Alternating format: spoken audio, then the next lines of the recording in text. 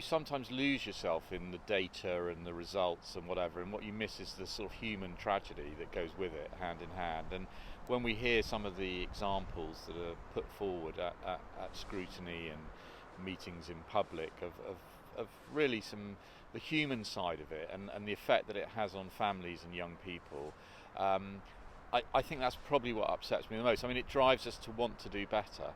And if I'm honest, I think probably everyone wants to do that, but it's how we achieve it. And unfortunately, we haven't been doing it particularly well at Devon County. I think the truth of the matter is first of all, we're struggling to get people with their educational health plans and care health plans.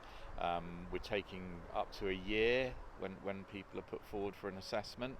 So they've got that whole year to wait, and then when we do that, the results from it is we're not really dealing with the situation, and that's partly because we don't have the capacity and we don't have the resources. So it's a sort of, we're into a bit of a spiral really.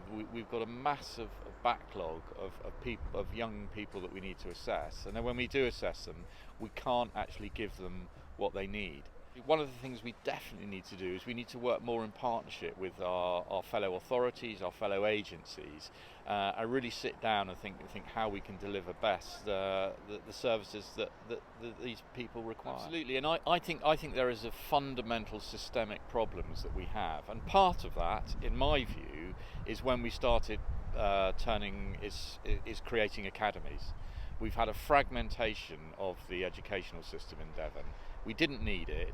I don't think it's particularly worked, and I think that really adds to the problems that we have different multi-academy trusts doing different things. We've got the educational authority at the county, and all that just means that it's all a bit of a muddle. And what we need to do, I think personally what I do, if I was in charge and had the opportunity, I would get rid of academies. I'd bring them all back under Devon County's control, and then we can look at it in a much more holistic way, rather than individual groups of schools or schools trying to do it their own way. And that's just not working.